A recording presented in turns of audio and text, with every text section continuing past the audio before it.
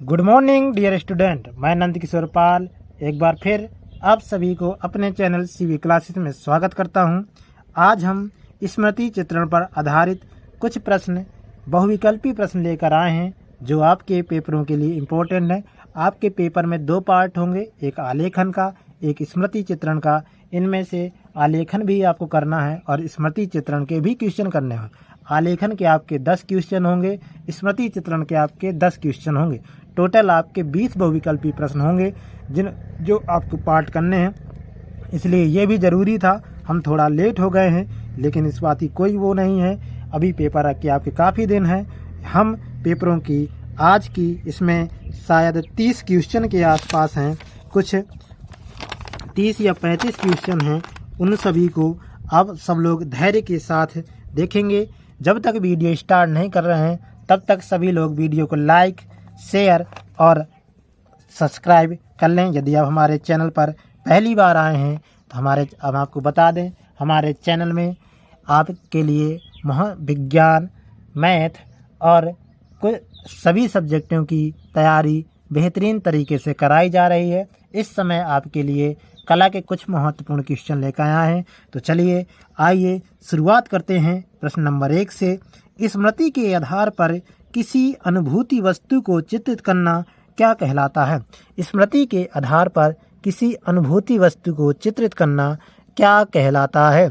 Option number A आलेखन, स्मृति चित्रण, प्रकृति चित्रण, प्राकृतिक दृश्य। तो क्या कहलाता है बेटा आपको? स्मृति के आधार पर स्मृति चित्रण, यादी जो हमें याद हो उसके आधार पर चित्र जो बनाएंगे वो हमारा क्या होगा? स्मृति चित्रण।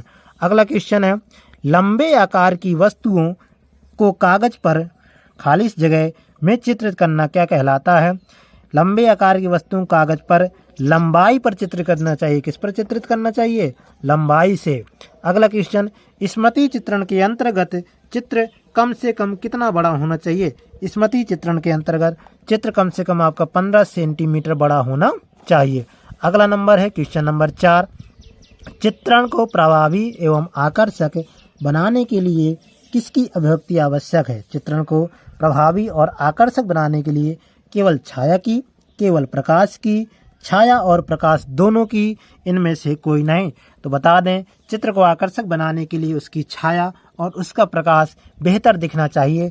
तो आपके लिए ऑप्शन नंबर क्या हो जाएगा? सी, छाया और प्रकाश की दोनों की।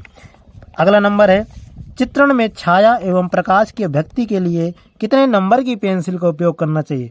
चित्र में यदि छाया और प्रकाश बनाना है तो उसे किस प्रकार की पेंसिल का प्रयोग करना चाहिए? तो उसमें करना चाहिए 2B। किसका? 2B पेंसिल का, प्रकाश देने के लिए। अगला नंबर है क्वेश्चन नंबर 6, जैसे जैसे वस्तुएं, क्वेश्चन नंबर है अगला, जैसे जैसे वस्तुएं, क्वेश्चन अगला है, जैसे जैसे वस्तुएं दृष्टि से दूरी होती जाती हैं वे छोटी, धुंधली और आपस में मिली हुई दिखाई पड़ती हैं। यह किसके कारण होता है? नेत्रज्या के कारण। किसके कारण होता है? नेत्रज्या के कारण। अगला नंबर, नेत्रज्या के कारण वृत्त का कैसा बनाया जाता है? नेत्रज्या के कारण वृत्त कैसा बनाया जाता है? अर्धवृत्त, दीर्घवृत्त, परवलय, अंडाकार। तो आपके लिए कैसा बनाया जाता है? दीर्घवृत्त। यानी नेत्रज्या के कारण हमको चित्र कैसा बनाना होता है? दीर्घवृत्त, दीर्घवृत्त। अगला क्वेश्चन है प्रश्न नंबर 8, पेंसिल की नोक को बारीक बनाने के लिए कितने नंबर का रेगमाल प्रयोग करना चाहिए? कितने नंबर का रेगमाल प्रयोग करना चाहिए? तो 0 नंबर का प्रयोग करना चाहिए। यदि पेंसिल को आपको कैसी बनानी है? नोक उसकी नोकीली करनी है तो 0 नंबर की। अगला नंबर क्वेश्चन नंबर 9, रेखाएं खींचते समय पेंसिल को किसकी तरह पकड़ते हैं? रेखाएं यदि हम खींच रहे हैं तो पेंसिल को किसकी तरह पकड़ना चाहिए? छड़ी की तरह, छाते की तरह, लकड़ी की तरह, पेन की तरह। तो याद रखना, यदि रेखाएं आपको खींचनी है तो पेंसिल को जैसे हम पेन पकड़ते हैं तो उसकी तरह पकड़ना चाहिए। शेड देते समय पेंसिल को रखते हैं। अगर हमें किसी का शेड करना है तो पेंसिल कैसे रखेंगे? क्षैतिज लंबवत, ए या बी दोनों, इनमें से कोई नहीं। तो याद रखिएगा, शेड करते समय हम पेंसिल को इस प्रकार से ऐसे तिरछा रखते हैं, इस प्रकार से, तो वो क्या होता है आपका? क्षैतिज। हम पेंसिल को कैसे रखते हैं? क्षैतिज। अगला है, रेखाओं को खींचना चाहिए। रेखाएं हमें कहाँ से खींचनी चाहिए, बाएं से दाएं या दाएं से बाएं, ऊपर से नीचे या नीचे से ऊपर। तो रेखाएं हमेशा बाएं से दाएं खींचनी चाहिए, बाएं हाथ से दाएं हाथ की तरफ।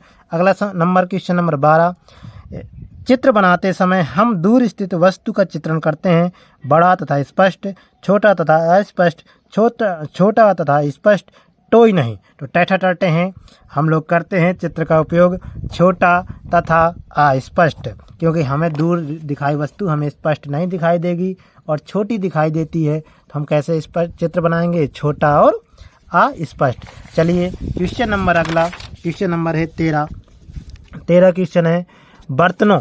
क्वेश्चन नंबर 13 आपका कैसा है, बर्तनों के मुंह। क्वेश्चन नंबर 13, बर्तनों के मुंह अथवा तली आदि बनाने के लिए कौन सा आकार बनाते हैं। बर्तनों की तली बनानी हो तो कैसा आकार देंगे, वृत्त के, अर्धवृत्त, दीर्घ वृत्त, वर्ग। तो याद रखिएगा, हम जब बर्तनों की तली बनाते हैं तो दीर्घ वृत्त का आकार देते हैं, दीर्घ वृत्त का आकार देते हैं। अगला नंबर क्वेश्चन नंबर 14, चित्र को कागज पर किस प्रकार बनाना चाहिए कि लंबाई चौड़ाई के अनुसार वह सर्वाधिक आकर्षक लगे, कहलाता है चित्र संयोजन, चित्र मापन, चित्र परिप्रेक्ष्य, इनमें से कोई नहीं। तो कौन सा होता है बेटा, चित्र संयोजन, चित्र संयोजन। अगला नंबर है, यदि दिया गया मॉडल अथवा वस्तु ऊंचाई में अधिक है तो कागज पर चित्र को कागज की दिशा में डॉट डॉट में बनाना चाहिए। किस दिशा में बनाना चाहिए, यदि दिया गया मॉडल अथवा वस्तु ऊंचाई में यानी उसकी ऊंचाई अधिक है और आपको उसमें चित्र बनाना है तो आप किस प्रकार से रखोगे, उसको हम ऊंचाई के अनुसार रखते हैं।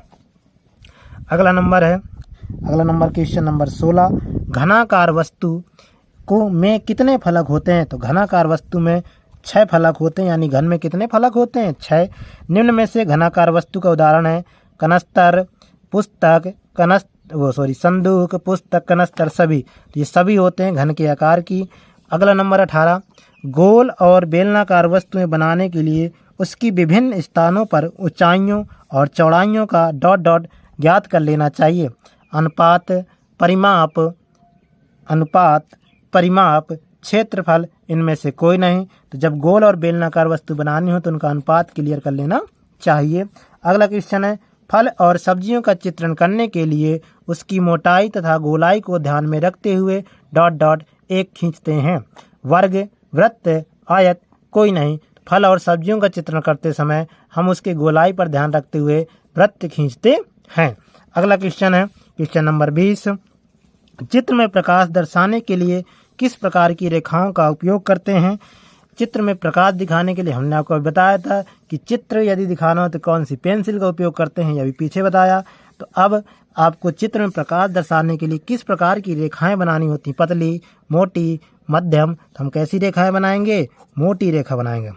चित्र में छाया दर्शाने के लिए कैसी आप रेखाएं बनाओगे, तो छाया दर्शाने के लिए, प्रकाश और छाया दर्शाने के लिए भी हम मोटी रेखाओं का उपयोग करते हैं। चित्र में शेड का आरंभ किस पेंसिल से करना चाहिए, यदि शेड कर रहे हो तो आरंभ हमें किस पेंसिल से करना चाहिए, वो आपकी कौन सी पेंसिल होती है, HB, शेड करते समय। अगला नंबर 24 नंबर, यदि किसी चित्र में खड़े भाग में बाईं ओर से शेड डाला जाए। यदि किसी आप क्या हो कि चित्र में खड़े, कोई चित्र में खड़ा भाग में बाईं ओर से शेड डाला गया, ऊपरी पड़े भाग में किस दिशा में शेड डाला जाएगा, ऊपर से, नीचे से, दाईं ओर से, बाईं ओर से। तो किसी दौर से डाला जाएगा, दाईं ओर से। चलिए क्वेश्चन नंबर 25 की ओर चलते हैं और बेहतरीन क्वेश्चन है आज के, तो बने रहिएगा और वीडियो को लास्ट तक जरूर देखिएगा और प्रश्नों को सभी आप लोग क्या कर लेंगे, नोट करते जाएंगे कॉपी में, क्योंकि आपको पेपर के दिन इतना समय नहीं हो पाएगा कि आप लोग फिर से मेरी वीडियो देखें और फिर लर्न करके जाएं। तो इसलिए आप क्वेश्चनों को एक कॉपी में अच्छे से नोट करके रखेंगे, पेपर के दिन हम इनको एक बार पढ़ के जाएंगे और एक बार वीडियो दोबारा देख लेंगे तो सभी चीज़ें क्लियर याद रहेंगी, क्योंकि देखने वाली चीज़ें हमेशा याद रहती हैं। तो अगला क्वेश्चन है, स्मृति चित्रण में व्यक्ति किसी वस्तु को कैसे पहचान पाता है। स्मृति चित्रण में वस्तु को कैसे पहचान पाएगा कि स्मृति चित्रण की है? तो आपको बता दें, वस्तु भंडारण से। कैसे पता चलेगा? स्मृति भंडारण, सॉरी वस्तु भंडारण नहीं, स्मृति भंडारण से। तो इसका ऑप्शन क्या हो जाएगा? बी नंबर, स्मृति भंडारण। अगला नंबर 26, स्मृति चित्रण में चित्रकार की किस क्षमता में सुधार आता है? सोचने की, रहने की, अभिव्यक्ति की। उस स्मृति चित्रण में उस अभिव्यक्ति की, वो किसी वस्तु को किस प्रकार से देख करके चित्र बना रहा है, उसके माइंड में उस वस्तु का कैसा चित्र आ रहा है, यानी उसके अभिव्यक्ति में सुधार आता है, वो कैसे उस वस्तु को व्यक्त कर पा रहा है। अगला है, स्मृति चित्रण में किसका प्रयोग, वो किसका विशेष ध्यान रखा जाता है? संयोजन का, लय का, वास्तविकता का, सभी का। तो स्मृति चित्रण में सभी होने चाहिए, संयोजन का भी और लय का भी। लय बराबर होनी चाहिए, वो वस्तु वास्तविक लगनी चाहिए कि वो वस्तु वास्तविक है कि नहीं है, तो इसलिए वे सभी का होगा। अगला नंबर है क्वेश्चन नंबर आपका 28, स्मृति चित्रण में बार बार आंखों को बंद क्यों किया जाता है? तो आंखों को बंद, आप लोग सोचते हैं आंखों को कहाँ बंद करते हैं, लेकिन जब आप स्मृति चित्रण बना रहे हो तो और आंखों को बंद करोगे तो आपको उस वस्तु का असली डायग्राम याद आएगा। तो गलतियां कम करने हेतु हम आंखें अपनी बार बार क्या करते हैं? बंद करते हैं। एक बार करके देखिएगा। अगला नंबर है 29 नंबर, वस्तुओं के प्रारंभिक चित्रण में किसका प्रयोग किया जाना चाहिए? वस्तुओं के प्रारंभिक चित्रण में हमें किसका प्रयोग करना चाहिए? गहरी रेखाओं का, हल्की रेखाओं का, छोटी रेखाओं का, लाल रेखाओं का। तो याद रखिए, जब प्रारंभ कोई भी चित्र बना रहे हो तो हल्की रेखाओं से क्या करते हैं? प्रारंभ करते हैं। अगला नंबर 30वां क्वेश्चन आज का, स्मृति चित्रण में पीछे की वस्तुओं को किस प्रकार के रंगों से रंगना चाहिए? पीछे की वस्तुओं को, जो आपके पीछे की वस्तु रखी हैं, तो कैसी होनी चाहिए? हल्के रंग की। क्वेश्चन नंबर 31, आज से इसके जस्ट सेकेंड लास्ट क्वेश्चन,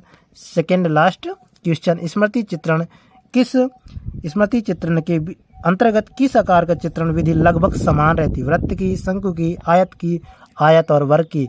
यानी स्मृति चित्रण करते समय वृत्त की क्या आकृति समान रहती है? शंकु, आयत की। आयत और वर्ग की लगभग आकृति क्या रहती है? बराबर रहती है दोनों की। अगला आज का लास्ट क्वेश्चन है, वस्तु में सिर डालते समय मुलायम रबड़ का प्रयोग किया जाना चाहिए। चित्र स्पष्ट हो, रंग ना उड़े, चमक पर प्रभाव न पड़े, कागज गंदा ना हो। तो इसमें बेटा होता है कि चमक पर प्रभाव न पड़े, इसलिए आपको किया जाता है।